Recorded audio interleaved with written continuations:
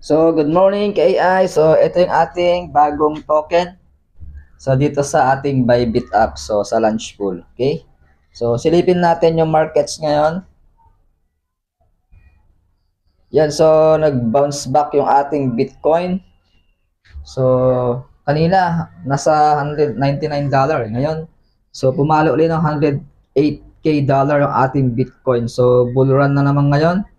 So, possible mahit niya yung 109K. Highest, yung high time.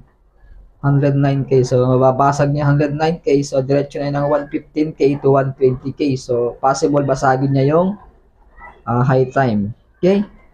So, ngayon, punta tayo sa asset. Yan. So, kailangan meron kang funding sa inyong USDT account. Ayan, meron tayong 1349. So, ang gagawin natin, mag-stake tayo sa ating launch pool. Okay? So, USDT yung gagamitin natin. Dito sa my home, then click mo yung more. So, ito yung ating launch pool dito sa services. Hanapin natin. Dito sa my SpotX launch pool. Yan. So, ito yung launch pool is so uwit lang to. So, earn new tokens by staking crypto on Bybit. So, total project niya ika 43 na to. So, total participants is 4.2 million. So, ganyan kadami yung ating staking. So, yung kanyang total price pool, $47 million. Ayan. So, ito yung ating Soso.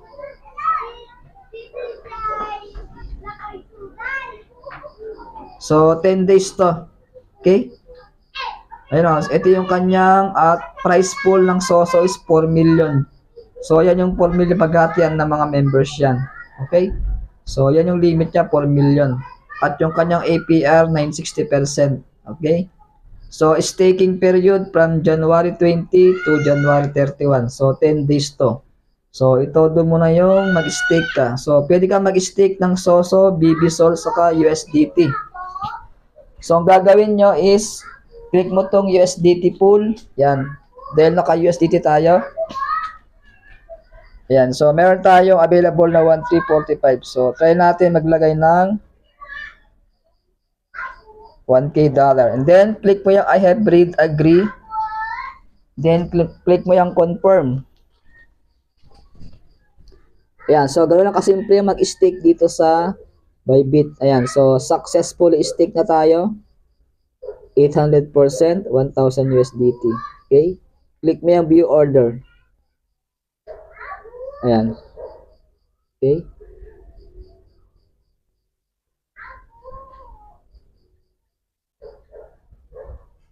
So, stake natin. Dali. So, 1K. Confirm. Ayan. Successful tayo ngayon. So, 1K, 800%. Yan. So, mag-i-start bukas yung ating calculation. Start January 21. So, distribution niya bukas. So, 10 days lang tong launch pool. Okay?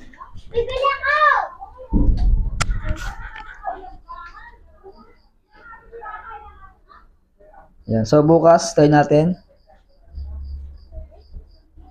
Bibili ako, Joe! So, ito yung ating launch pool. Then, meron din tayong USDT sa OBT. Ito. So, dalawa yung ating token, OBT. So, pwede kong gumamit ng BBSOL at saka USDT. Okay? Stake mo yan ulit. So, meron tayong tayo mag-stake, ano.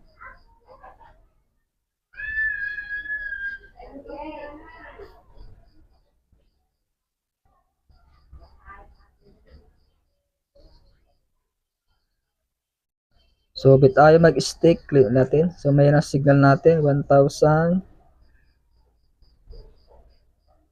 Then, confirm.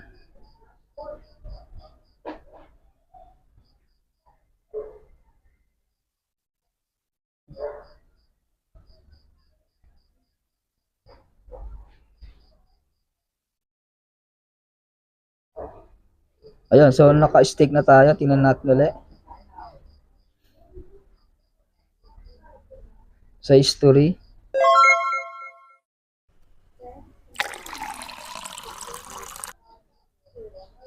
Ayun, so pumasok na yung ating launch pool sa staking. Okay? So, dun tayo sa kabila, sa OBT.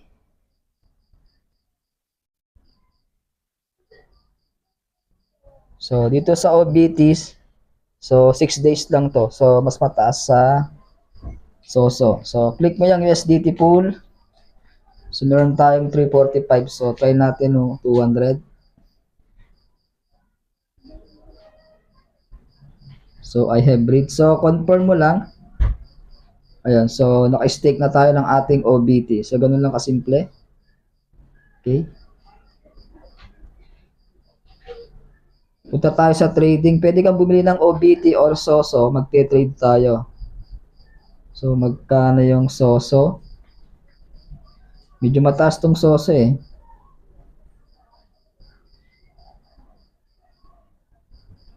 So, di pa siya trading. So, mag-start yung trading ng SOSO sa 3 days pa. Di pa tayo makapag-stake. Sa BBSOL, 0.5 ang minimum.